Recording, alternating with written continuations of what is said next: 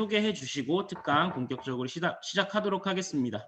네. 예, 여러분 반갑습니다. 우리 재헌행제에게요, 제가 여러분들이 이번에 요청드린 어제 저녁에 그 특강이 그냥 특강만으로 끝나는 것보다도 실제적으로 하나의 그 사례 발표가 필요하겠다고 생각이 들어서 지금 이 가운데서 가장 오랫동안 양육을 받기도 했고 외대 사실은 1학년, 2학년 때 만났던가? 외대비전교회를 혼자서 이 음향 세팅을 하친 친구예요. 외대비전교회 출신이에요. 외대 영문학과 나와서 가주사를 마치고 난 다음에 3학년 때부터 제게 적극적으로 양육을 받기 시작했죠. 그리고 졸업한 그 해 취업을 해서 지금 9년차 직장 생활을 하고 있는 재헌 형제인데, 이제 본인 나중에 자기소개는 자세히 하리라고 믿고요. 그 처음에는 해양수산부 산하 그 원양사업부에 취업해서 한 2년 동안 하다가 지금 진흥원에 이직을 했어요. 그래가 여기서 진흥원에서 지금 근무하고 있고, 진흥원에서도 그 500명 직원 가운데 인사부수에서 인사 파트장을 맡고 있어요. 그래서 500명의 직원들 그 인적 사항이나 경력이나 이런 것들 다 인적 관리를 하고 취업, 그 다음에 면접 이런 것들을 다 구직이나 이런 부분을 총괄하는 그런 부서를 맡고 있는데, 이제 본인이 실제적으로 어떻게 구직 활동을 했고 또 직장생활 하면서 느꼈던 실제적인 부분들을 좀 자기가 이렇게 정리를 해서 우리 후배들에게 도움이 되겠다 싶어서 제가 사례 발표를 좀 부탁을 드렸어요. 그래서 우리 재헌 형제가 한 10년 됐나요? 양육 받은 지, 재헌 형제도? 네. 자유형제만큼이나 오래됐네요. 근데 지금 재헌행제를 왜 모르냐면 재헌행제가 수련을 한 번도 오지 않았어요.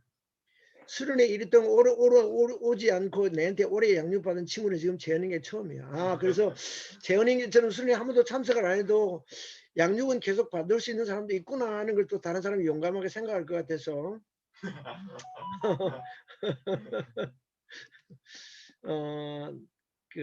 원래 재헌행제는 그 목사님의 어머니가 목사님 따님이셨어요.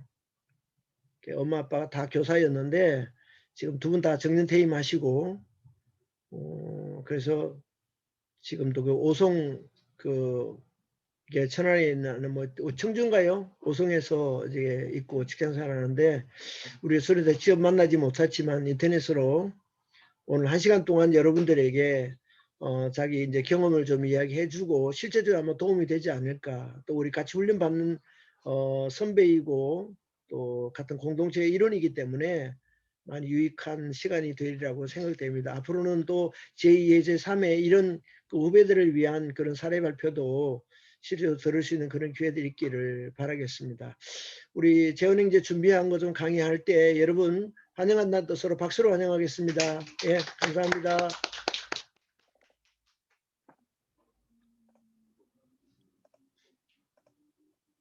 네, 안녕하세요. 잘 들리시나요?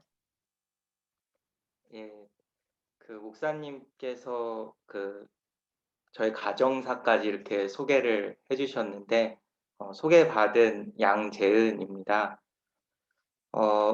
저를 아시는 분도 있으시겠지만 제가 이렇게 자기소개하는 걸 볼 때 제가 아시는 분은 거의 없는 것 같아요. 그래서 저를 아시는 분도 없는 것 같아서 제가 간단하게 자기소개 먼저 드리고 오늘 나누고 싶은 말씀을 말씀드리도록 그렇게 하겠습니다.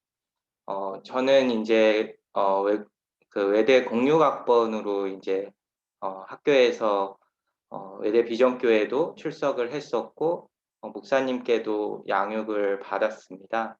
그래서 졸업은 12년에 하고 이제 바로 취업을 해서 직장 생활을 12년부터 지금 2021년까지 하고 있고 지금 현재는 한국보건산업진흥원 인력개발실에서 인사 부분 파트장으로서 제가 근무를 하고 있습니다.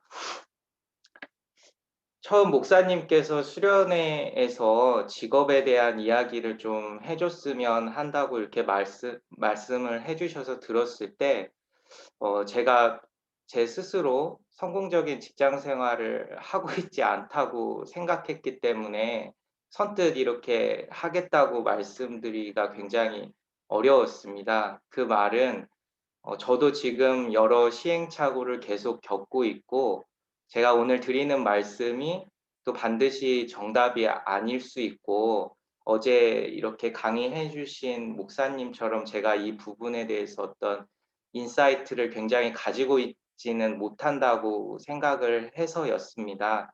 그럼에도 불구하고 제가 이렇게 토요일 날 여러분들의 바쁜 시간 중에도 이렇게 이런 강의를 하게 된 거는 저에게 어떤 직장 생활에 대해서 이렇게 얘기해 주시는 분들이 없었고 저도 이런 얘기를 들을 기회도 없어서 제가 겪었던 이런 시행착오나 실패들이 선생님, 그러니까 지금 뭐 후배 선생님들이 되실 선생님들에게 조금 도움이 될 수 있지 않을까 그런 생각에서 이번 이 수련회에서 발표를 이렇게 하게 됐고 1 시간이란 시간이 짧지 않은 시간이기 때문에 조금 제가 드리는 말씀들이 지금 이렇게 어려운 취업 시장에서 선생님들께서 조금이나마 용기를 얻어서 원하시는 방향성대로 차분히 준비하고 또 주님 안에서 이렇게 잘 되실 수 있기를 기대하는 마음으로 제가 준비를 해 봤습니다. 음. 제가 인제 외대를 졸업하고 이렇게 19 년에 충북대학교에서 석사를 했고요. 지금 금년에 인제 충북대학교에서 행정학 박사를 이렇게 수료를 했습니다. 뭐 이거 자랑하려고 이렇게 써 놓은 게 아니라 제가 근무하는 기간 중에 이렇게 계속 꾸준히 쪼끔 학업 활동도 했다는 것을 좀 말씀드리고 싶어서 이렇게 적어 놨습니다. 네.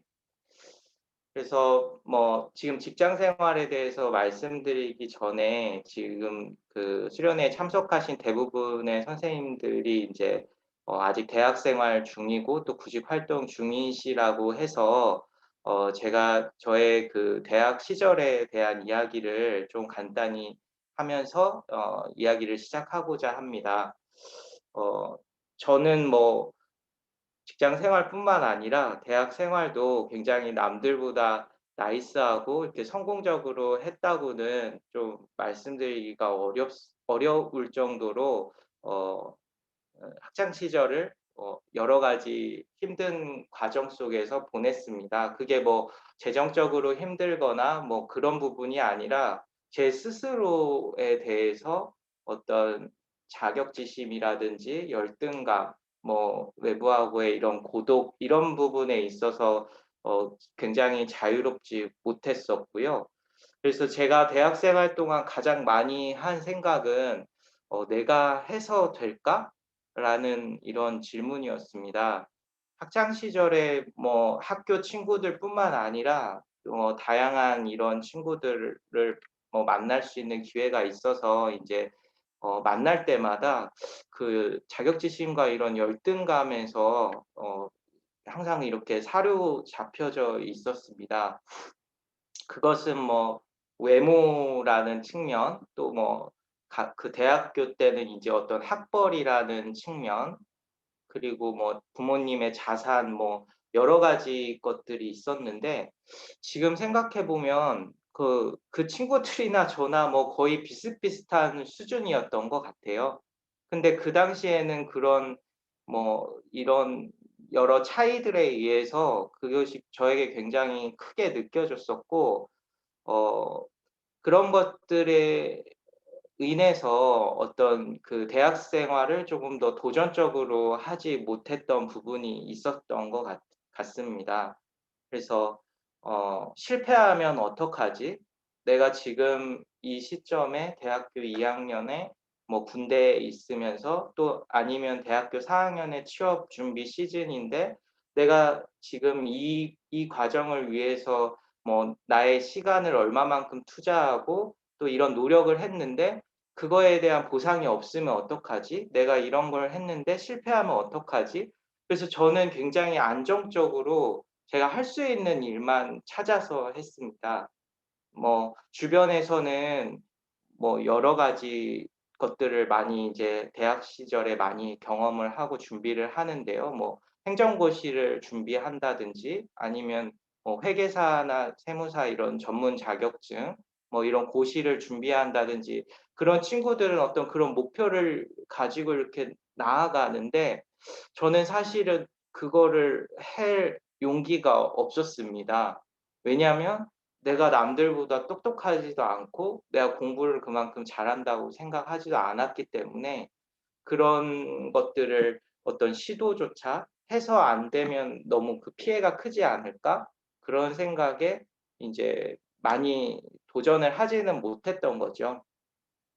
제가 운 좋게 인제 카투사에 근무를 하면서 영어를 계속 쓰고 또 전공이 또 영어다 보니까 '아 그럼 영어는 내가 좀 남들보다 잘하지 않을까?' 해서 이제 저는 그 교환학생을 가려고 토플 시험을 준비했습니다. 그래서 어 그 시험이 뭐 다른 뭐 행정고시나 이런 전문 자격증 시험보다는 어 횟수도 많고 좀 더 쉬운 시험이라고 생각해서 나름 이렇게 도전을 했는데 뭐 막 강남으로 이제 해커스 어학원을 막 다니려고 새벽 6 시부터 빨간 버스 타고 가서 막 하루에 8 시간씩 막 공부하고 막 이런 과정을 뭐 2-3 개월 뭐 6 개월까지 했었거든요. 근데 인제 군을 전역하고 '아 나는 이제 토플 시험 점수를 가지고 내가 하고 싶은 공부를 하기 위해서 미국으로 교환학생을 가야 되겠다.' 이렇게 처음으로 목표를 세우고 공부를 한 게 처음이었어요. 뭐 대학교 1-2년 때는 막 술 마시고 막 인생이 다 망한 것처럼 이렇게 잘 못 지냈습니다 사실은. 뭐 친구도 별로 없고 뭐 공부도 그럭저럭 잘하지도 못했고 그러다가 인제 처음 도전한 그 토플 시험이라는 것에서 또 떨어졌어요 교환학생에 제가. 그 시험조차도 영어과에 카투사까지 갔다 왔는데 그 교환학생 시험에서 또 떨어졌습니다.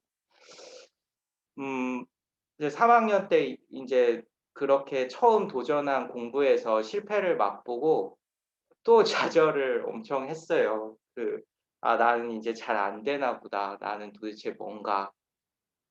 그때가 아마 제 인생에서 가장 낮은 시기였을 겁니다. 왜냐하면 3 학년 2 학기가 됐었고 1 년만 있으면 학교에서 나가야 되고 저는 도대체 내가 무슨 일을 잘하고 무슨 일을 하고 싶고 그런 개념이 전혀 없었어요.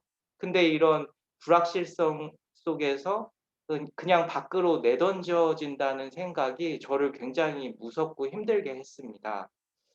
그래서 인제 준비한 것들도 잘 안 되고 졸업 후 취직 뭐 이런 불확실한 미래에 대해서 '내가 정말 노력해도 내가 제대로 할 수 있는 게 없구나.' 이런 좌절에 있을 때 오히려 그때 인제 이런 낮은 순간에 항상 예수님께서 오시는 것 같아요. 그래서 뭐 다 잘 안 되고 이렇게 됐었을 때 제가 그때부터 인제 목사님께 양육을 본격적으로 받기 시작하고 "포기하지 말고 다시 한번 해 보자." 그래서 아침에 새벽 6 시에 와서 학교 공부하고 양육하고 큐티하고 인제 또 다시 1년 뭐 6 개월 재시험을 다시 도전을 한 거죠. 그래서 제가 운 좋게 인제 교환학생으로 미국에 가서 공부를 하고 인제 이렇게 또 돌아올 수 있었습니다. 미국에 가서는 인제 또 '하나님이 없으면 어떡하지?' 뭐 그랬는데 양육을 또 쉬니깐요. 근데 거기서 또 굉장히 좋은 선배를 신앙적으로 좋은 선배를 만나고 또 거기서 만난 인연으로 제가 임운동에서 인제 취업 준비를 할 때 같이 동행하는 그런 그 멘토를 만나서 또 그 시절을 어떻게 보면 취업 준비가 굉장히 쉽지 않아요. 쉽지 않은 시간인데 그렇게 같이 함께 잘 보낼 수 있었던 것 같습니다. 그래서 저의 학창 시절은 사실은 지금 직장 생활을 하고 있으니까 학창 시절이 다 지나가서 그런지 되게 행복했었던 것 같아요. 근데 그 시절은 정말 고난의 연속이었습니다. 뭐 학점이 좀 더 잘 안 나오면 어떡하지? 장학금이 못 받으면 어떡하지? 또 뭐 이 친구랑 이렇게 싸우면 어떡하지? 근데 지금 직장 생활하면서 느끼는 그 고통은 학창 시절로 다시 돌아가면 정말 더 잘할 수 있을 것 같다는 이상한 생각을 하게 하고 뭔가 낭만이 있다고 생각이 들어요. 근데 그 시절은 정말 자격지심과 열등감 이런 고독 속에서 헤어나오질 못하면서 살았습니다. 근데 지금 인제 지나고 보니까 그 시절이 행복한 건데 취업 준비도 굉장히 어려운 일이죠. 사실은 뭐 솔직하게 말씀을 드리면 제가 지금 9 년째 이렇게 직장 생활을 하고 있지만 저는 인제 지금도 계속 더 나은 위치를 향해서 계속 저도 취업 시장에 그 어플라이를 하고 있는 상황이에요. 그래서 저는 사람을 뽑는 구직자의 입장도 돼 보고 또 제가 사람을 뽑는 구인자의 입장도 돼 보고 제가 또 잡 마켓에서 어떤 역할을 할 수 있는지 계속 트라이하는 그런 구직자의 역할도 제가 하고 있거든요. 그래서 그런 차이를 쪼끔 어려움을 굉장히 많이 알고 있습니다. 뭐 저 최근은 아니지만 정말 가고 싶은 회사에 후보 2 번으로 제가 떨어진 적도 있고 그 뭐 1년 전이고 계속 그 회사를 또 어플라이 했는데 뭐 한 8번 해서 다 떨어졌어요 사실은. 또 안 되고. 그런 상황에서 제가 선생님들께 후배님들께 좀 드리고 싶은 말씀은 직장 생활을 보는 그 시각에 대해서 한번 고민을 같이 해 봤으면 좋겠습니다.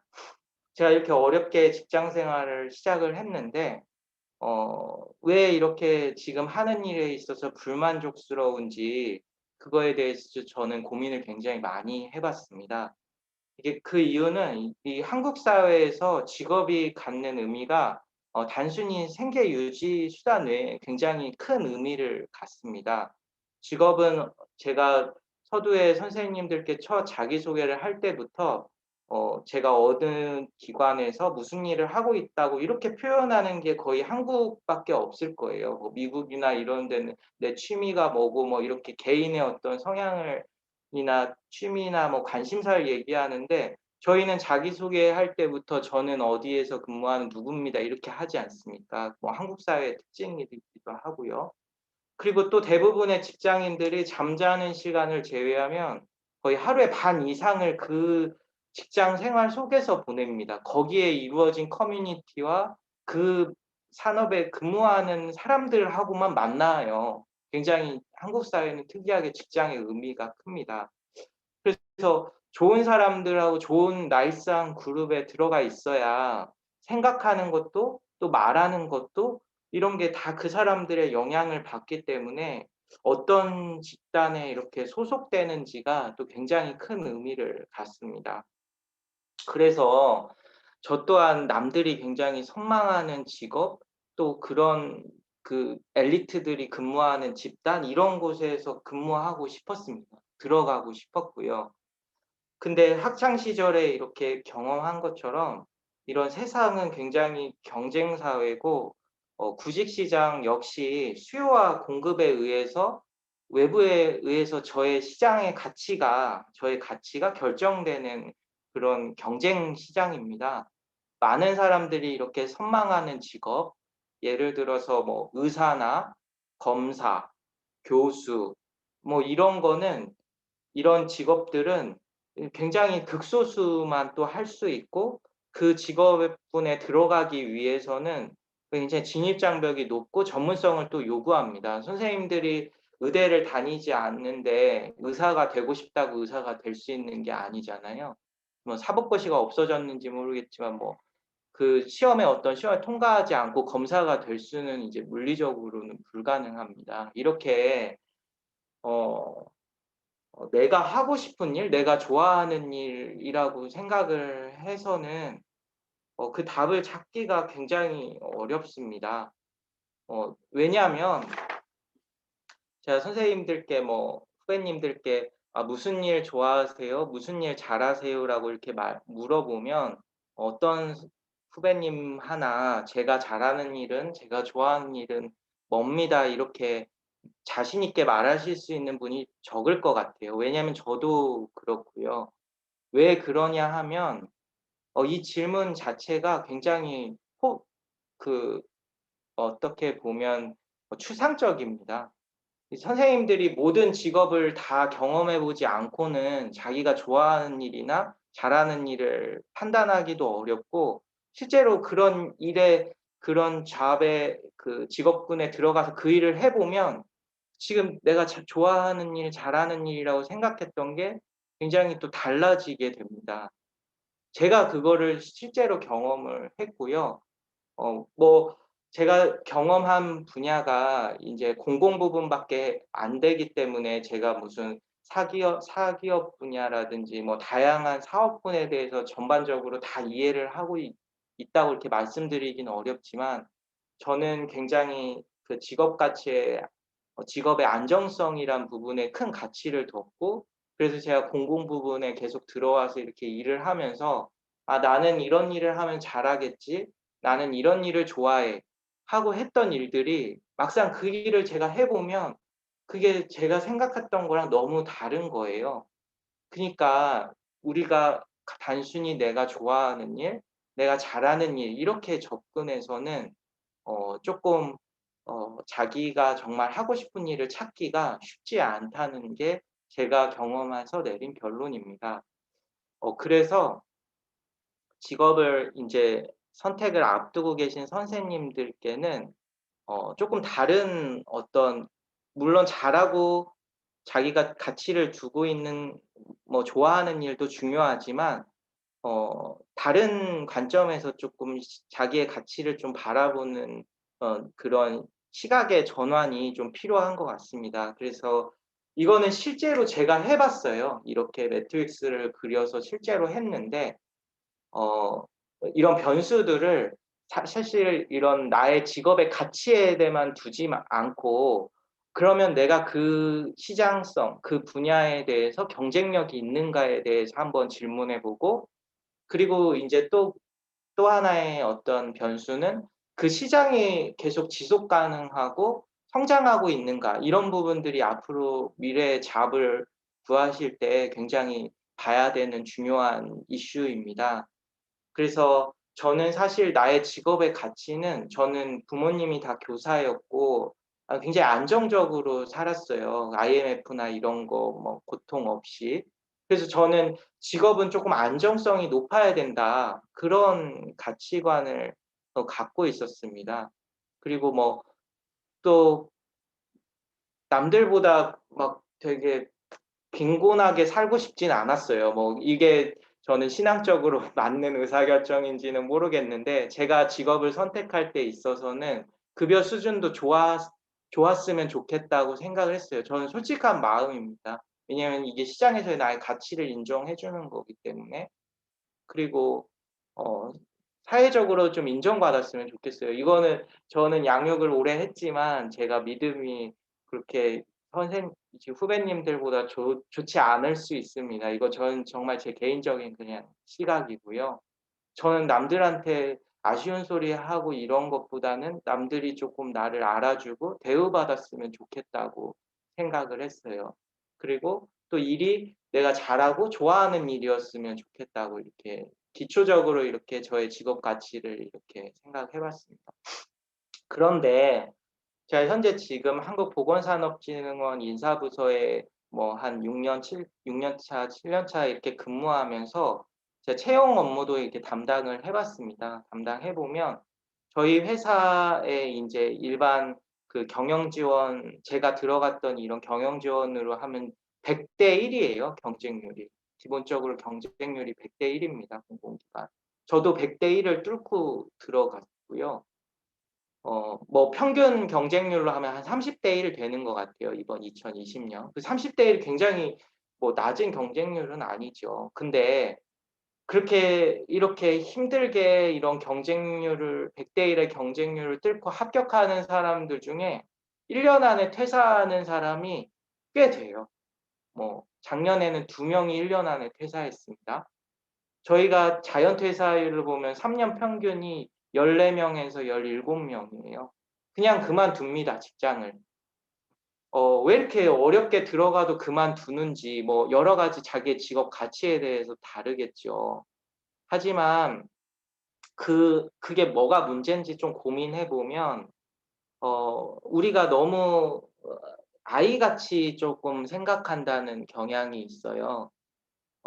제가 서두에 그 직업에 대해서 어제 인제 그 강의해 주신 목사님은 콜링 이렇게 하면서 소명의식을 갖고 열심히 하자 이렇게 말씀해 주셨는데, 사실은 직업에 인제 직장 생활을 함에 있어서는 어쨌든 그 회사와 나와의 어떤 그 고용 계약을 맺고 저의 어떤 시간과 나의 능력, 역량을 투여해서 보수를 하는 그냥 재화를 받는 거예요. 그런 계약 관계입니다. 뭐 회사가 저의 성장, 나의 어떤 미래 직업관을 생각해 주지 않아요.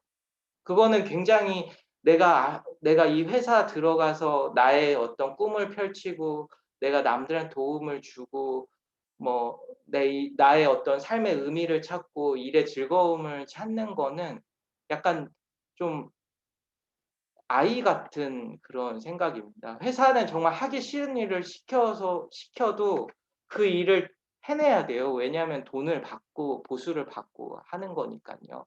근데 1년 이내 그만두는 사람들이 이 직장을 경험해 보면서 '아 내가 하고 싶은 건 연구였는데 이거 들어오니까 이거 완전 행정이고 뭐 이게 안 맞네.' 그리고 그만둬요. 정말 이거를 다 경험해 보기도 전에. 근데 그게 굉장히 뭐 그분이 인제 더 나은 직장으로 자기가 정말 하고 싶은 일로 이렇게 취업이 돼서 갔는지 그거는 저는 잘 모르겠지만 뭐 빨리 그만두고 또 찾으면 그 인생도 좋겠죠. 근데 그 저희가 채용 대행으로 작년에 쓴 돈이 2억 1,600 입니다. 이번에도 2억 원을 들여서 채용 대행을 해요. 저희는 뽑는데도 돈을 쓰고 그 사람 키우는 데로 돈을 쓰는데 100대 1을 들고 들어온 사람이 1년 안에 그만두겠다고 하면 뭔가가 인제 잘못된 거죠. 굉장히 어려운 겁니다. 그래서 저는 왜 그런 사건들이 발생하는가, 이제 그런 측면들을 보면서 '아 이거 직업 가치로만 그 직군을 해서는 안 되겠다.'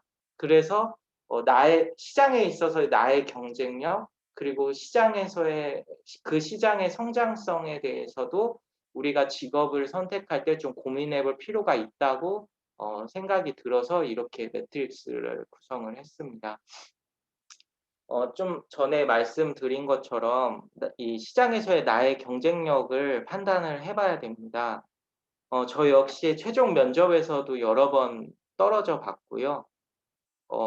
그리고 또 이렇게 저희 회사 면접을 온 사람들을 보면서 그 어려운 그 필기 시험 이런 채용 허들을 넘어서 최종 3 인으로 면접에 왔는데 그 면접관들이 "아 이거 진짜 이번에는 도저히 뽑을 사람이 없다."고 해서 전체 탈락시키는 경우도 많이 봤어요, 적격자 없음으로. 100대 1을 뚫고 최종 3인 안에 들었는데도 그렇게 안 되는 거예요. 저도 최종 5 인, 최종 6 인으로 갔는데도 거기서도 안 되고 적격자 없음으로 어 최종 발표가 난 경험이 있어요. 그건 왜 그러느냐? 그 분야에 대한 전문성을 바탕으로 한 경쟁력, 그 남들과의 차별성이 없다는 겁니다. 회사가 가장 좋은 거는 미래의 어떤 성장 가능성이나 그 사람의 잠재력을 보고 이렇게 채용을 하면 좋겠지만 그 잠재력을 평가하기가 굉장히 쉽지 않아요. 그래서 현재 그 사람이 채용됐을 때 바로 그 일을 할 수 있는 인재를 뽑습니다. 그게 적합 인재라는 표현이 들어가는 거고요. 그러면 구직 시장에 있어서 저는 주님을 믿고 되게 성실하고 제가 맡은 일을 열심히 해요라고 이렇게 자기소개를 하는 거는 그 사람들이 원하는 포인트를 잘 못 맞춘 거죠. 저는 이런 일을 해서 지금 당장에 귀사에 들어가서 그 직무를 시키면 거기서 그 직무를 완벽하게 소화해낼 수 있고 또 더 나아가서 저는 그 업무에 대해서는 이런 방향성으로 이런 프로세스나 뭐 이런 지원 체계가 개선됐으면 좋겠습니다. 그런 개선을 위해 노력할 겁니다라고 하는 게 그 회사가 보는 그 사람의 경쟁력인 거죠. 그래서 인제 그 경쟁력인 자기가 그 시장 안에서 그 직업군 안에서의 경쟁력이 있는가 이 부분에 대해서 고민을 해 보실 필요가 있고요. 두 번째는 인제 그 시장의 성장성을 좀 고려를 해 봐야 됩니다. 최근에 인제 코로나19는 우리의 일상을 인제 경험했다시피 이렇게 송두리째 바꿔 놨습니다. 지금 이런 수련회나 양육도 이렇게 비대면으로 하는 것처럼 학교 교육도 비대면으로 하는 것처럼 일상이 송두리째 바뀌었고 이제 구직 시장에서도 그런 그 변화의 바람은 예외가 아닙니다. 관광업이나 외식업 등은 지금 엄청난 그 외부 환경에 의해서 막 일자리들이 많이 사라졌고요. 제가 공육학번에 졸업할 때만 해도 제 친구들 중에 가장 취업 잘 된 그러니까 영어과에서 인문계에서 잘 된 사람들이 은행에 취직한 사람들이었습니다. 뭐 우리은행이나 기업은행. 은행 돈 많이 주고 쪼끔 안정적이라고 생각을 했잖아요. 근데 이런 금융 체계 이런 그 금융 시장에서의 어떤 변화는 뭐 우리은행 뭐 시중에 이런 빅5 은행들에서도 명예퇴직자가 뭐 600명, 700명씩 이제 퇴직을 하고 그 행원이라고 하죠. 이렇게 지점에서 대면 업무하는 사람들이 더 이상 이제 필요성이 없어지는 그런 환경이 되고 있습니다. 그러면 나의 어떤 경쟁력의 문제가 아니라 그 시장 자체가 없어지는 거죠. 이런 급변하는 사회에서 일자리의 변동은 인제 피할 수 없는 변수로 자리매김할 것이고요. 본인의 직업을 결정하는 데 있어서 앞으로의 이 시장의 성장성도 굉장히 고려해야 할 부분 중에 하나입니다. 그래서 그런 부분에 대해서 쪼끔 더 인사이트를 가지고 좀 고민을 해 보시는 게 도움이 많이 되실 것 같습니다.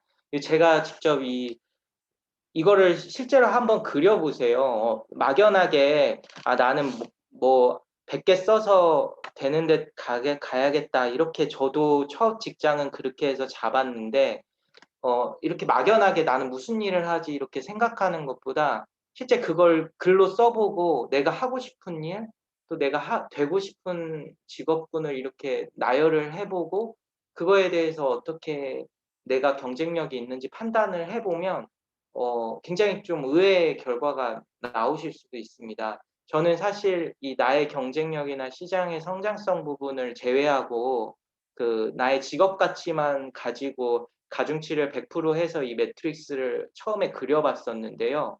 저는 지금 공공기관 직원으로서 굉장히 불만족스럽다고 이렇게 생각을 하고 '내가 다른 걸 더 잘하면 더 잘했지 이거는 아니야.' 이렇게 생각을 하고 다 숫자로 점수를 매겨 보니까 그 점수가 공공기관 직원이 나쁘지가 않은 거예요, 저의 직업 가치관이. 실제로 해 보면 다르더라고요. 저는 사실 작가가 되는 게 꿈이었습니다. 뭐 창의적으로 뭐 드라마도 되게 좋아하고 글 쓰는 걸 굉장히 좋아해서 내가 그냥 하루 종일 책 보고 내가 내 글 쓰는 일이나 저는 사실 이렇게 인터랙티브하게 다른 사람들하고 소통하고 이런 걸 굉장히 잘하지 못하거든요. 그래서 그냥 '혼자 이렇게 글이나 쓰고 했으면 좋겠다.' 이런 생각을 막연하게 갖고 있었는데 실제 제가 직업 가치로 두는 여러 가지 변수들에 대해서 만족스러운 결과를 주지 못했어요, 작가는. 그러니까 이게 굉장히 머릿속으로 생각하는 거랑 선생님들께서 직접 해 보시는 거랑 다르다는 거예요. 저는 사실 교수가 굉장히 되고 싶었어요. 근데 지금 현재 그래서 제가 인제 그 꿈을 못 버리고 박사까지 이렇게 공부하는 행위를 해 왔는데 어 시장에서의 제가 교수가 되기 위해서의 이 경쟁력은 또 굉장히 낮아요. 그러니까 여러 선생님들께서 그냥 "나는 착하고 열심히 하고 성실하니까 내가 좋아하고 내가 잘하는 일, 하고 싶은 일에 대해서 열심히 하면 잘 되겠지."라고 생각하는 거는 반은 맞고 반은 틀린 것 같아요. 좀 너무 어린아이 같은 생각이었던 것 같아요. 제 스스로가 그렇게 느낍니다. 제가 행정학을 전공했는데 전국에 행정학자가 3,000 명이고 교수직은 얼마 되지 않아요, 행정학과 교수직은. 그리고 일부 지금 학력 인구가 굉장히 줄어가면서 그 직업군 자체가 성장하지가 않습니다. 그 자리는 적고 하고 싶은 사람들이 많아요. 그러면 수요와 공급에 의해서 하고 싶은 사람이 많은데 수요가 없다. 들어가기가 힘든 직장이 되는 거죠. 근데 저는 그런 걸 어린아이 같은 생각으로 그냥 '내가 열심히 하면 되겠지.' 하고 했는데 그 주변에 인제 나중에 그런 직업군을 가지기 위해서 그 주변에 있는 사람들을 만나 보면 여기가 굉장히 내가 생각한 거랑 또 다른 거예요. 경쟁이 굉장히 치열하고 연구 실적을 많이 요구하고 정년이 보장된 테뉴어를 받는 교수들은 굉장히 적고 임금도 그렇게 정규직 교수가 되기 전까지는 높지 않고 그런 거를 인제 시장에 아는 선생님들을 만나서 얘기를 해 보면서 그런 걸 또 느끼는 겁니다. 그리고 그분들이 주변에 있는 경쟁자들의 스펙이나 이런 걸 보면 막 다 미국에서 박사 받고 오고 이런 사람들이 그 그룹에서 또 경쟁을 하고 있어요. 그러면 나의 어떤 경쟁력, 이 시장의 시장성은 어떤가? 다시 한번 생각해 보게 되는 거예요. 그러니까 어 이제 한 10분 정도 남았는데 음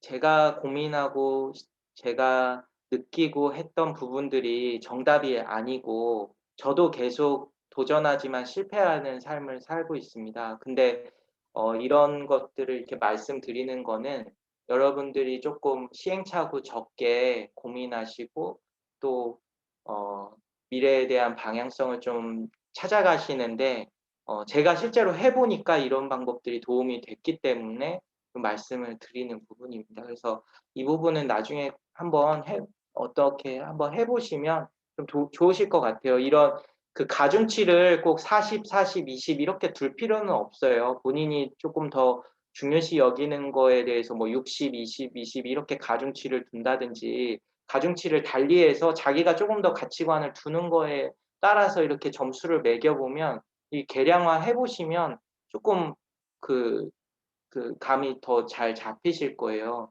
제가 지금 공공기관 직원으로 있으면서 저는 굉장히 불만족스러워서 '다른 데로 이렇게 이직해야 되겠다. 다른 이 잡을 잡아 보겠다.' 이렇게 고민을 해 봤는데 실제로 이렇게 점수를 한번 해서 보시면 또 다른 결과가 나올 수 있습니다. 예. 그래서 이 부분을 한번 소개를 해 드린 거고요.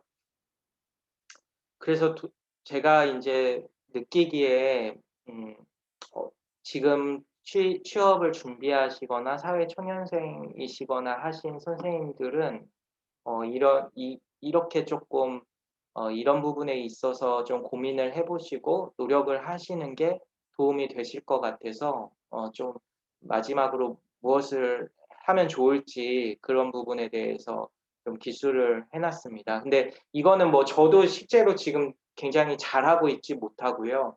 제가 그냥 여러 시행착오를 겪으면서 '내가 이런 부분에 있어서 이렇게 했으면 쪼끔 더 낫지 않았을까.' 하는 방향성만 쪼끔 제시해 드리는 거기 때문에 그냥 참고만 해 주시면 좋을 것 같습니다. 우선은 이런 불확실한 미래의 인재는 사실은 이 불확실성을 잘 통제하고 관리할 수 있는 능력을 가진 사람들입니다. 그래서 자신이 어떤 분야에 대해서 뭐 그 산업군이라든지 아니면 기능적으로 뭐 인사, 회계, 재무, 뭐 경영 지원, 뭐 기획 이렇게 기능별로 나눠질 수도 있는데 그 분야를 가시고 싶은 분야에 대해서 우선은 전문성을 갖추시는 게 어 그 직업군으로 인하기가 굉장히 수월해질 겁니다. 그래서 이 부분에 대해서 계속 조금 그 전문성을 갖추기 위해서 노력을 하시는 필요가 있고, 저도 그런 전문성을 갖추기 위해서 뭐 다양한 활동들을 하고 또 노력을 지금도 하고 있습니다. 뭐 학위를 이렇게 취득한 것도 제가 그 분야에 대해서 전문성을 기르기 위해서 한 노력 중에 하나였고, 사실은 제가 전문 자격증도 준비를 했어요. 떨어졌습니다. 결과만 말씀드리면. 4문제 차이로 제가 떨어졌는데, 제가 대학교 때 후회했던 게 '내가 될까?' 해서 도전 안 했던 것들 중에 전문 자격증이 있었어요. 그래서 그걸 매번 이렇게 될까 해서 공부를 안 하다가 1 년이라는 시간을 투여해서 막 서울로 학원 다니고 해서 도전했습니다. 그 전문성 하나를 위해서. 근데 떨어졌어요. 남는 거는 진짜 1도 없습니다. 학원비만 한 300-400 쓴 것 같아요. 그게 세상입니다. 근데 뭐 도전 안 하면 그게 어렵다든지 뭐 그거의 가치를 또 알 수 없는 거예요.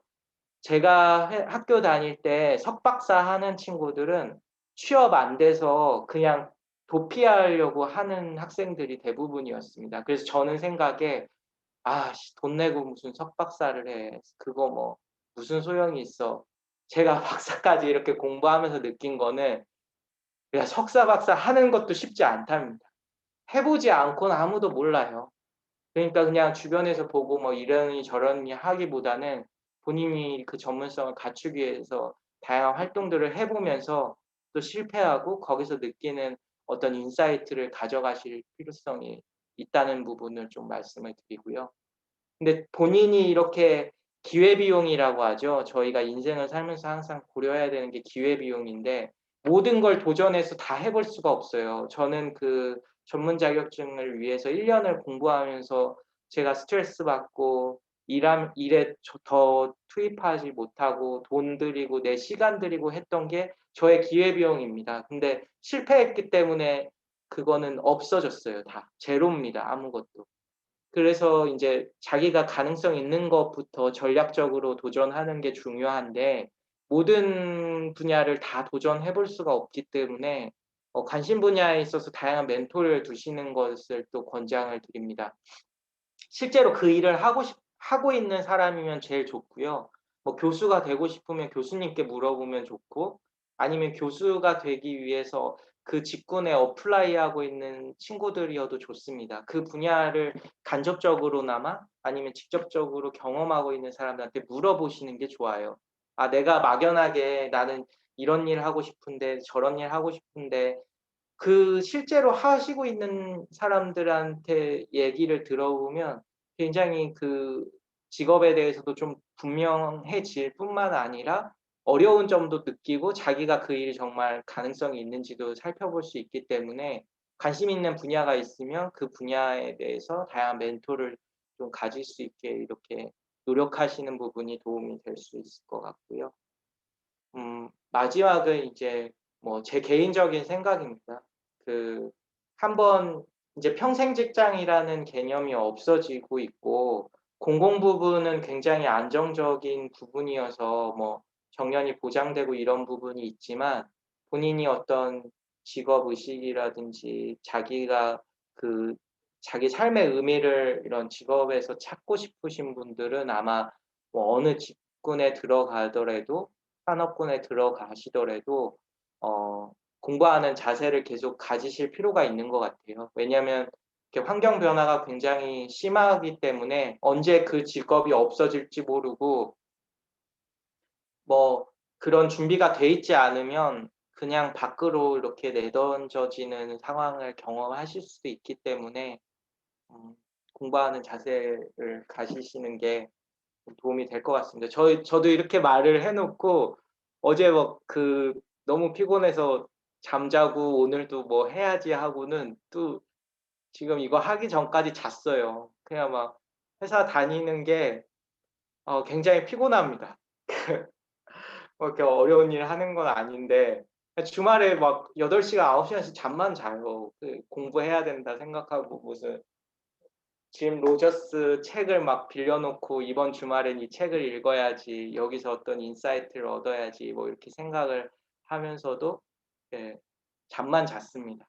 반성해야 되는데 쉽지 않아요. 항상 이렇게 공부하는 거. 그리고 제가 대학교 다닐 때도 공부하기를 너무 싫어했어요. 그래서 이게 공부하는 자세 이렇게 써 놓고도 좀 민망한 것 같습니다. 제가 하지 않으면서 이렇게 근데 공부하지 않으면 얻을 수가 없더라고요.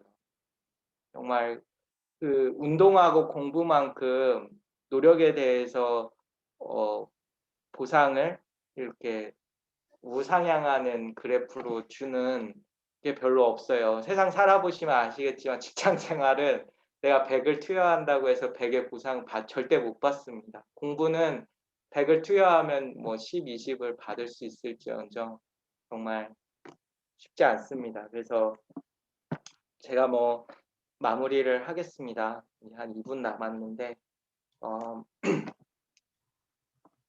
그 행복하시게 이렇게 잘 지내시는 게 가장 또 중요한 것 같습니다. 이렇게 목사님하고 양육하고 또 이런 수련회 활동을 하면서 이 행복을 느끼실 수 있으면 그게 또 그 시간에 또 굉장히 가치예요. 또 굉장히 중요한 부분이고 어쨌든 행복하기 위해서 사는 거고 또 하나님도 우리가 행복하기를 좀 바라시는 것 같아요. 저는 굉장히 불행하다고 생각할 때가 많이 있었는데 항상 기뻐하라, 쉬지 말고 기도하라, 범사에 감사하라, 이것이 너희를 향한 하나님의 뜻이니라 이렇게 말씀하시는 걸 보면 하나님은 우리가 행복하고 기뻐하고 즐겁게 살기를 원하시는 것 같아요. 근데 이런 처한 환경이 항상 자기를 기쁘게 할 수는 없어요. 세상은 굉장히 냉정하고 경쟁 사회이기 때문에 그 경쟁에서 항상 밀리고 또 내가 원하고 도전했던 거, 노력했던 것에 보상을 받기는 쉽지 않습니다. 그럼에도 불구하고 주님 안에서 선생님들께서 항상 기뻐하고 또 행복한 삶을 또 사시기를 저는 이렇게 뭐 제가 선배인지 아닌지는 모르겠지만 후배님들이 혹시 계시면 제가 또 기도하고 또 그렇게 되기를 좀 바라겠습니다. 제가 약속한 시간은 이제 1분 남았는데 이렇게 해서 마무리를 했으면 하고 또 항상 행복하시고 또 오늘 이렇게 제가 뭐 간단히 준비한 내용을 통해서 어떤 직업의 가치에 대해서 한번 또 생각해 보시고 또 그거에 대해서 어떤 인사이트를 조금이나마 얻으셨으면 저도 굉장히 영광이고 감사한 일인 것 같습니다. 네, 감사합니다. 우리 맞죠? 전사님 끝냈네요. 그 강의를 잘 들으셨고요. 제가 참 부탁을 드리기를 참 잘했구나 생각이 들어요. 그리고 외부 강사 어쩌니 우리가 강의를 들었는데 실제적으로 우리 선배이기도 하고 같이 외대비전계 출신이기도 하고 같이 지금 양육을 받고 있는 제자의 그 삶을 실제적인 우리가 그 구직 활동을 하면서 느꼈던 그런 부분을 사실대로 잘 정리해서 이렇게 여기서 너무 감사하고 사실은 우리 재원이 형제가 이렇게 지금 진원에서 근무를 하면서 학교 같은데 대학교 같은 데 가서도 이런 강의를 요청이 들어오면 가서 이제 강의도 하고 이렇게 하셨어요. 여러분 혹시 강의 듣고 실제적인 질문을 여러분들이 좀 하고 싶은 시간이 있다면 그런 기회를 좀 드리도록 하겠습니다. 단 몇 사람이라도 여러분 그 당사자가 있으시니까 좀 여러분들이 좀 알고 싶은 질문이 있으면 질문을 좀 받고 대답하도록 그렇게 하겠습니다. 자기가 그 질문할 사람은 열어가지고 네, 엄수구를 네. 채팅창을 통해서 신청해 주시면 됩니다. 네, 홍영진 형제님. 네, 설명해 주셨을 때 내가 그 분야에서 경쟁력이 있는가 할 때 그 경쟁력이라는 게 정확히 어떤 것을 말씀하시는 건지가 궁금해요. 네, 그 부분은 그 시장에서 요구하는 미니멈 리콰이어먼트가 있어요. 그러니까 뭐 그게 직업군마다 다를 텐데 뭐 교수를 예로 들면 교수가 되기 위해서는 우선은 박사 학위를 소지를 하고 있어야 되고요. 그 그 공고문에 보면 나옵니다. 그래서 뭐 최근 3년 이내 뭐 KCI급 그러니까 연구재단 학술지 등재지 기준 뭐 논문 뭐 2편 이상 기재 그게 이제 미니멈 리콰이어먼트예요. 그 경쟁하는 사람들은 뭐 10개 갖고 있는 사람 있고 막 다 있어요. 근데 그 미니멈 리콰이어먼트를 못 넘으면 그게 경쟁력이 있다고 할 수 없겠죠. 회계사는 뭐 미니멈 리콰이어먼트가 그 라이센스겠죠. 근데 라이센스만 있다고 다 잘 되나요? 거기서 또 업무 경험, 실적이 다 자기 경쟁력인 거예요. 작가가 되고 싶으면 미니멈 리콰이어먼트는 없겠죠. 근데 작가로 데뷔하기 위해서는 뭐 출판을 한다든지 아니면 드라마 작가가 되기 위해서는 어디 당선이 되든지 뭐 해야 될 거 아닙니까? 실제 글을 써야 되지 않습니까? 그러니까 여기서 말하는 경쟁력은 그 미니멈 리콰이어먼트를 넘어서는 자기만의 뭐 포텐셜이 좀 있어야 된다는 거죠. 근데 그거를 뭐 제가 뭐라고 이렇게 다 말씀드릴 수는 없고 이제 구직하시려는 기관의 어떤 그 공고를 보시고 거기에서 요구하는 미니멈 리콰이어먼트 플러스 아 여기서는 이런 부분들이 조금 요구가 되는구나 그렇게 좀 판단해 보시면 자기의 경쟁력이 그 분야에 있어서 어느 정도인지 아실 수 있을 것 같아요. 예. 답변이 되셨나요? 감사합니다.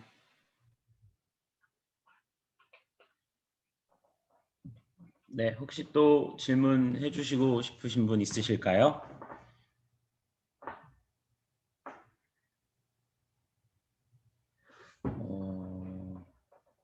저도 개인적으로 하나 질문 드리고 싶은 게 있는데 이제 저는 그 공교롭게도 저희 직속 선배님이시네요. 저도 이제 영어과를 나왔는데 혹시 선배님께서는 그 매트릭스를 작성하시기까지 좀 어떤 경험들을 통해서 아, 내가 이걸 그려야겠다, 그려보아야겠다라는 것을 생각하셨는지 아까 분명 강의 시간에 좀 길게 많이 자세히 설명해 주시기도 한 것 같은데요.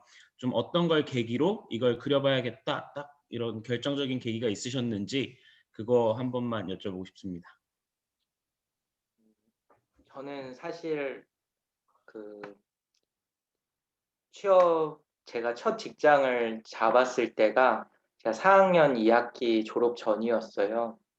저도 롯데햄 뭐 그 기억은 이제 10년이나 지나서 안 나지만 뭐 정말 직종 직책 뭐 직군 무슨 사무직인지 연구직인지 영업직인지 뭐 산업 분야 식품 뭐 의료 뭐 가리지 않고 그냥 다 썼습니다. 100개 썼어요. 100개 썼는데 운 좋게 이제 그중에 하나가 돼서 들어갔죠.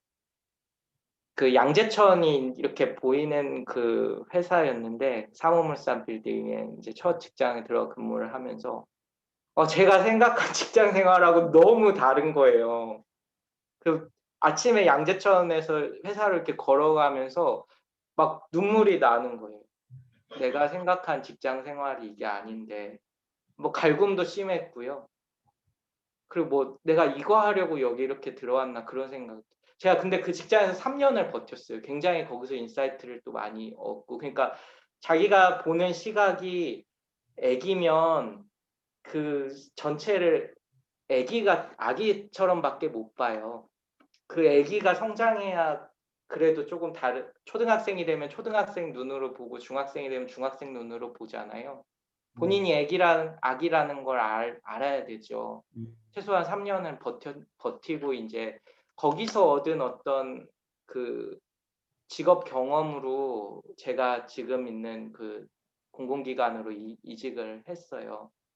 저는 사실 공공기관이 목표였기 때문에 저는 직업 안정성이 굉장히 저한테 중요한 변수였고 공공기관은 어쨌든 뭐 퍼머넌트한 게 이렇게 뭐 정년 보장이 돼 있는 포스팅이었기 때문에 제가 뭐 마다하지 않고 전 들어갔어요. 근데 제가 지금 6년째 근무하면서 제가 하는 일들에 있어서 굉장히 어려움을 많이 느끼고 또 재미가 없는 거예요.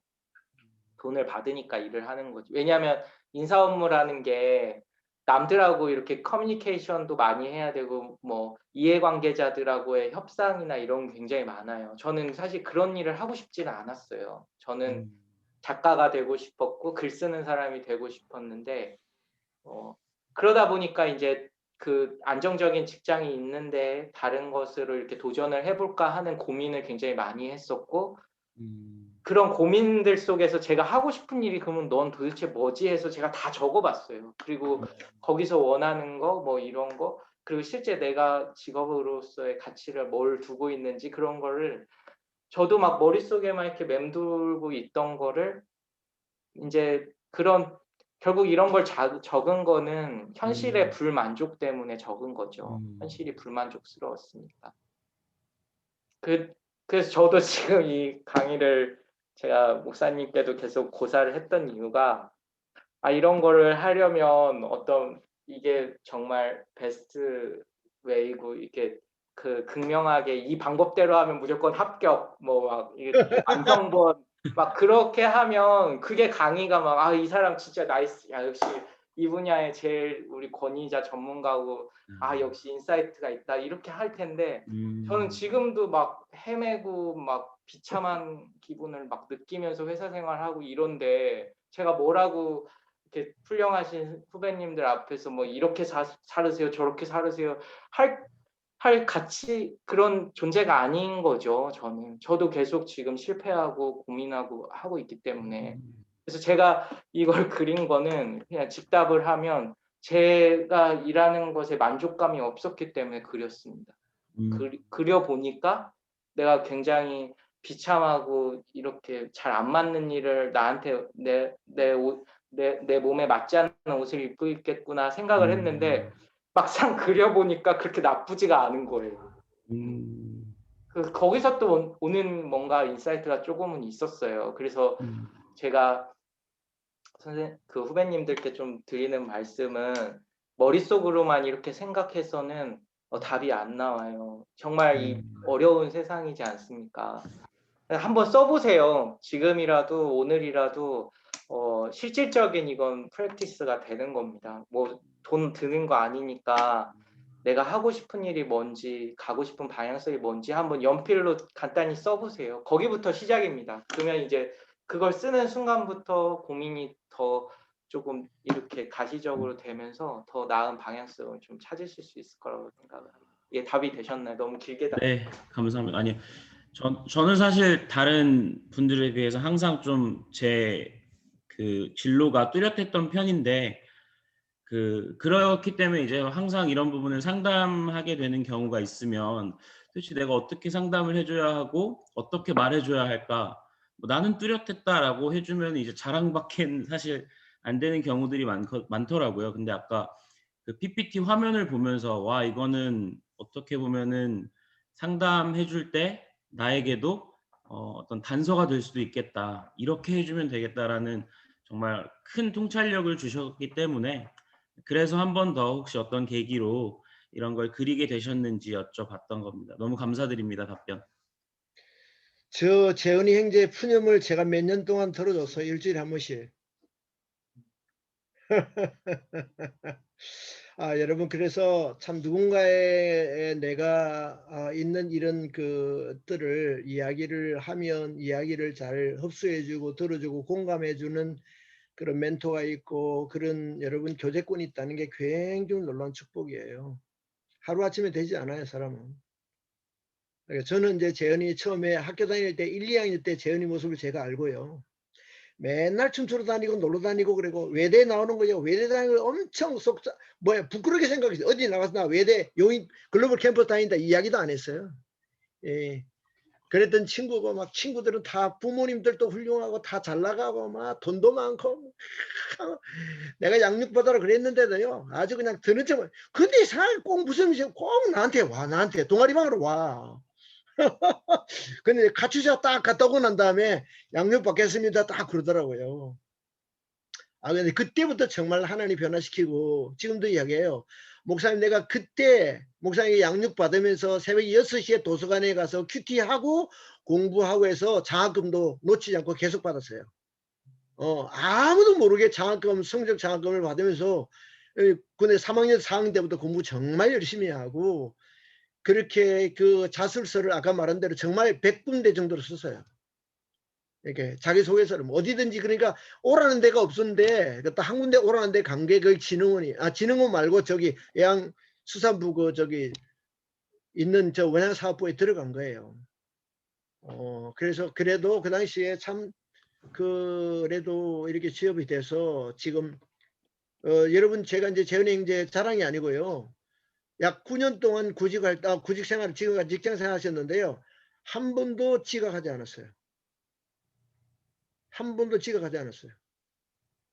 그러니까 성실성, 통달, 순종 이 세 가지는 제대훈련 받을 때만 중요한 것이 아니라 나의 브랜드 가치예요. 이거 정말 결코 쉬운 일 아니에요. 자기관리가 엄격하고 철두철미하게 여러분 생각해봐요. 낮에 직장생활 하면서 대학원 과정을 마치고 박사과정 마치고 논문도 거의 다 썼어요. 지금 논문만 지금 패스하면 다 돼서 다 된 논문만 이미 자기는 지금 다 써놔놓는데 일부러 지금 좀 미루고 있는 거예요. 그리고 매일 주말마다 다니면서 아까 자기 그 경쟁을 갖추려고 자기가 원하는 직장에 들어가려고 오퍼라인 아까 8번이 했다고 하잖아요. 끊임없이 계속 직장 다니면서 그렇게 자기를 성실하게 지금 재능이 이제 34살이에요. 외대 졸업하자마자 취업해가지고 지금까지 아마 직장 돈도 많이 벌었을 것 같아. 연봉이 꽤 높아요. 그런데도 불구하고 본인은 그거만이 아니라 또 불만이 많어. 네. 그러니까 다 또 질문 있으면 이제 받으시고. 네, 목사님, 네, 더 부연해서 이렇게 또 필요한 내용들 설명해 주신 감사드리고요. 혹시 이제 마지막으로 시간이 돼서 한 분만 더 질문을 받아보려고 하고 있습니다. 질문이 없으면 이쯤에서 마무리해도 좋을 것 같고요. 혹시 질문하시고 싶으신 분, 네, 손을 들어주셨네요. 예슬점에 손 든 거 맞나요? 네. 네, 질문해 주십시오. 안녕하세요. 채용 담당을 하셨던 적이 있다고 하셔서 그리고 또 자기소개서를 많이 써보셨을 것 같아요. 지금까지 구직 생활을 하면서. 근데 제가 이제 취업 준비를 하면서 제일 어려운 게 자기소개서 쓰는 게 제일 어렵더라고요. 그러니까 경쟁력을 갖추라고 하셨는데 경쟁력은 사실 제가 공부하면 되고 뭐 자격증을 따면 되고 뭔가 이렇게 분명한데 자기소개서 같은 경우에는 내가 쓸 때마다 달라지고 회사마다도 쓰는 그 항목이 다르고 어떤 거에 중점을 둬야 되고 또 어떤 것을 절대 쓰면 안 되는지를 전혀 모르겠더라고요. 감이 잡히지가 않아요. 자기소개서가. 그래서 자기소개서를 쓸 때 팁이나 아니면 절대 이런 내용이나 뭐 이런 어투나 뭐 이런 거는 쓰지 말아야 된다. 약간 이런 자기소개서에 대한 내용을 알아보고 싶어요. 저도 최근에 자기소개서를 썼는데 쓰기 너무 어렵더라고요. 공감합니다. 제가 자기소개서 서류에서도 저도 많이 떨어지고 있고 그래서 저희 회사 기준으로 좀 말씀드리면 뭐 지원하시는 게 뭐 공공 부분인지 뭐 사기업인지는 잘 모르겠어요. 근데 공공기관 같은 경우에는 이제 블라인드 채용, NCS 기반 채용이 이제 법적으로나 이렇게 기재부 가이드라인에 되고 있기 때문에 뭐 절대 써서는 안 되는 거는 블라인드 채용에 위배되는 내용은 쓰시면 안 되겠죠. 그런 거는 당연한 거고 뭐 학교라든지 이런 거는 쓰시면 안 되고 그냥 제가 서류 평가를 직접 하지 않기 때문에 그 평가위원들의 시각에서 어떻게 보는지를까지 제가 정확하게 말씀드리기는 어려울 것 같아요. 근데 자기소개서에서 서류에서 불합격 하시는 용도로 평가의 도구로 자기소개서가 쓰이지만 한 번 더 가면 서류를 뭐 100개 합격한 건 아무 의미가 없어요. 최종 합격 하나가 중요한 건데 그 허들 방식으로 보통 채용이 되면 최종은 뭐 면접이거든요. 그러면 자기소개서가 쓰이는 거는 서류 전형 허들을 한번 넘을 때 쓰이고 마지막으로는 그 면접에서 최종 허들을 넘을 때 쓰입니다. 저는 개인적으로 안 될 것 같으면 서류에서 떨어지는 게 나아요. 근데 최종에서 떨어지면 더 이제 피해가 크니까. 그래서 자기소개서를 쓸 때 최종 면접에서의 무기가 된다고 생각하고 쓰셔야 돼요. 왜냐하면 최종 면접에서는 자기가 구두로라든지 나를 세일즈하는데 그 지표가 자기소개서입니다. 그 면접위원들이 자기소개서를 보고 질문을 하기 때문에 이거 뭐지? 얘 이거 해봤어? 한번 질문해봐야 되겠다. 그렇게 쓰는 게 가장 유리한 거죠. 본인을 세일즈할 때. 제가 그 구인자로서 이렇게 담당하면서 느꼈던 것들은 너무 자기 시각으로만 접근하시는 사람들이 많아요. 학생들이 주로 그렇습니다. 나는 대학에서 이것도 하고요, 저것도 하고요, 이것도 했어요. 나는 정말 잘해요. 근데 보는 구인자 입장에서는 다 잘하는 사람보다 내가 필요로 하는 거를 해줄 사람을 뽑는 거예요. 그러니까 그 이제 공공 부분 같은 경우에는 그 직무기술서가 다 의무화돼 있을 거예요. 그래서 직무기술서를 보면 어떤 일을 하는 사람을 뽑는지 나와 있으니까 그 직무에 적합한 것을 자기 경험을 통해서라든지 아니면 자기의 경쟁력을 가진 것을 이제 기술을 해서 그 회사가 원하는 일을 그 뭐 지금 현재 공공기관의 어떤 경영이라든지 그 정책의 이슈는 직무급이거든요. 그러면 이 직무급에 대해서 내가 이런 일을 해봤고 직무급제는 앞으로 공공 부분에서 어떻게 이루어질 거라는 어떤 뭐 자기의 그런 시각이라든지 이런 걸 표현해 주면 이제 저가 만약에 면접관이면 얘 이거 일을 해봤네? 그리고 또 얘 이렇게 생각하네? 그러면 그 부분에 대해서 질문을 하나 해와야 되겠다.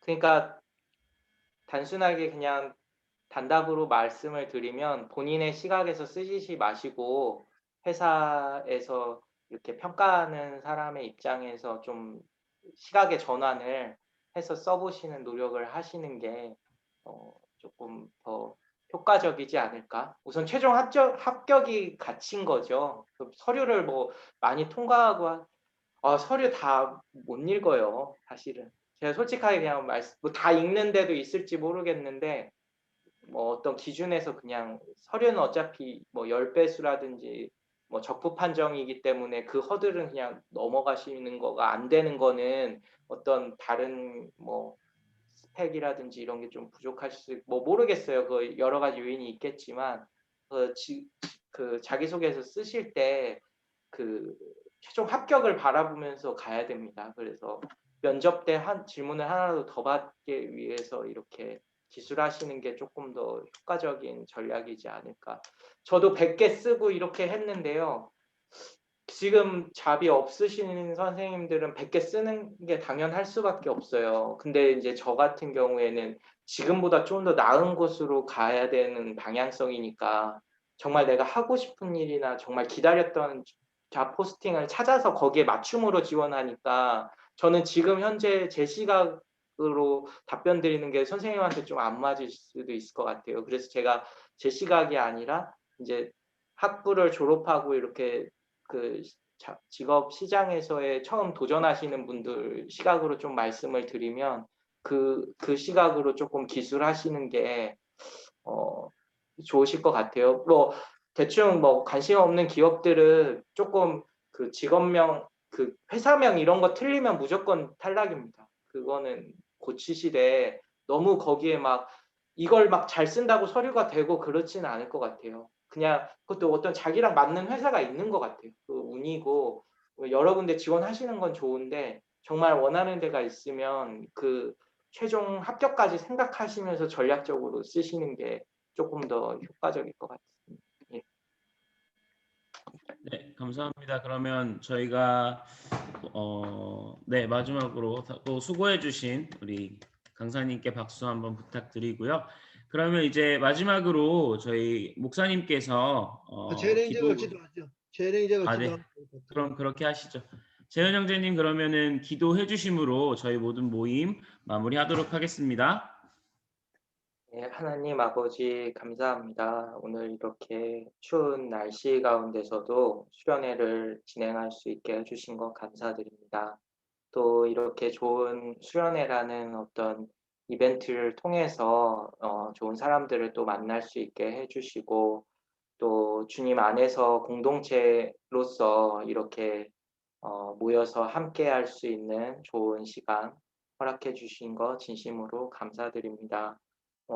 각각 형편에 따라 또 여러 상황에 따라 어려움이 있고 또 취업을 준비하시는 여러 선생님들이 있는 것으로 알고 있습니다. 주님, 그 과정이 결코 좋지 않고 굉장히 어렵고 또 좌절될 때가 많은 줄을 또 경험상 알고 있습니다. 주님, 힘들 때일수록 주님이 항상 함께 계신다는 것을 잊지 않게 해주시고 어려울 때일수록 주님을 찾게 해주시고 또 주변에서 주님이 좋은 멘토나 좋은 사람들을 또 소개받고 또 같이 할 수 있게 그런 기회를 또 허락해 주세요. 남은 수련회 기간 동안도 건강하고 모두 다치지 않고 이렇게 잘 될 수 있도록 또 주님 함께 해주세요. 예수님 이름으로 기도드렸습니다. 아멘. 감사합니다. 감사합니다. 고생 많으셨습니다. 네, 아울러서 이따가 2시부터 저희 다시 분방 강의